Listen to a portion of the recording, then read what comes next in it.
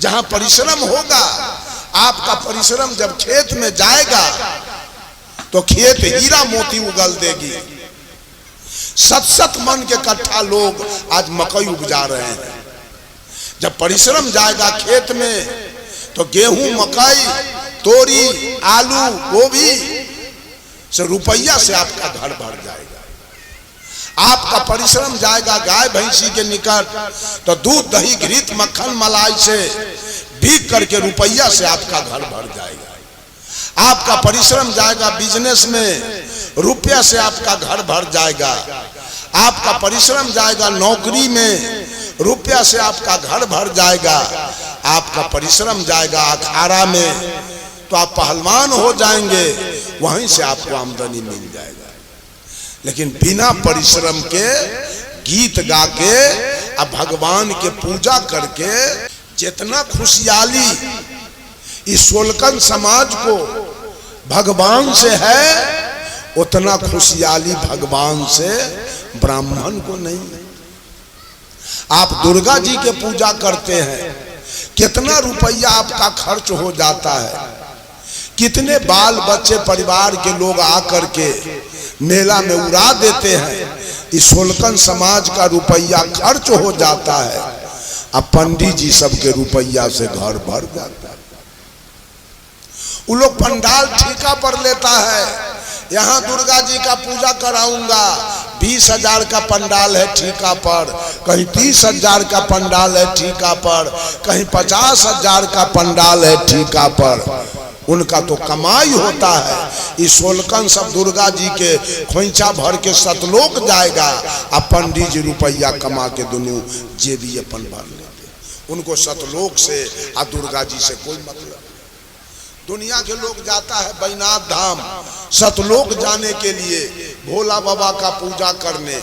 अब वहाँ जो पंडा बैठा है उसको भोला बाबा से मतलब नहीं है, उसको नोट दीजिए। वो रुपया के लिए बैठा हुआ है, उस सतलोक के लिए और स्वर्ग के लिए, अब भोला के पूजा के लिए नहीं। उसको रुपया चाहिए, उसको नोट चाहिए। लेकिन जब कर्म नहीं होगा, केवल भगवानवादी बन के आप बैठे रहे। एक गांव है लौकाही, लौकाही गांव में एक शिव कुमार यादव जी ठेकेदार है। ठेकेदारी में उन्होंने रुपया कमाया, जमीन भी बहुत खरीदा। एक जमीन मैं जाके देखा 10 बीघा का प्लॉट जिसमें केरा रोपा हुआ था। वैसा वैसा कई एक जगह मकान बनाया सुंदर। घर ही पर विशाल भोला बाबा का मंदिर, माता पार्वती का मंदिर, हनुमान जी का मंदिर, तीनों मंदिर एक ही जगह है। हम जाने कैसे।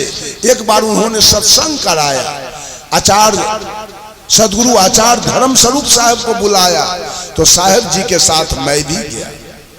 देखा इनके दरवाजे पर विशाल मंदिर।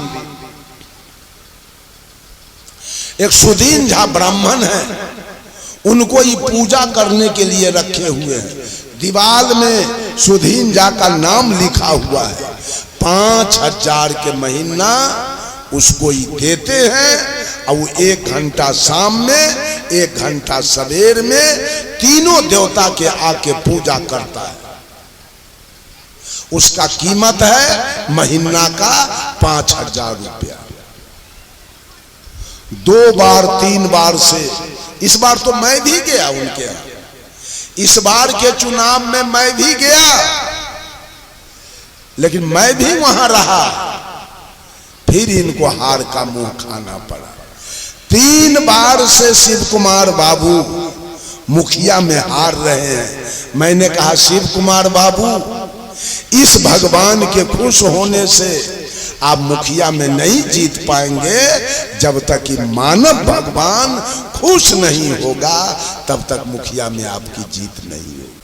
आप भी यदि खेती करते हैं तो ध्यान लगा के, चेतना लगा के खेती कीजिए, तब आपके जीवन में सुख आएगा। और नहीं तो मकई में पानी देना है, आप साली के यहाँ बैठे हुए मकई सुन।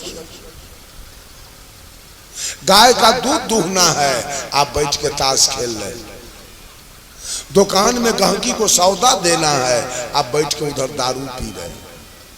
कैसे आपके जीवन में सुख आएगा? कोई नहीं सुख लाएगा आपके जीवन में। अगर भगवान को सुख देना होता तो पूरे पूरे दिघाउन गांव के बेटा बेटी को एक समान जमीन भगवान दे देते, एक समान बेटा बेटी देते, एक समान जमीन देते, एक समान गाय भैंसी देते, महल मकान देते, और एक समान सबका रूप रंग भी देते। देखिए इसी गांव में कोई कितना सुंदर है और इसी गांव में कोई कितना कुरूप है।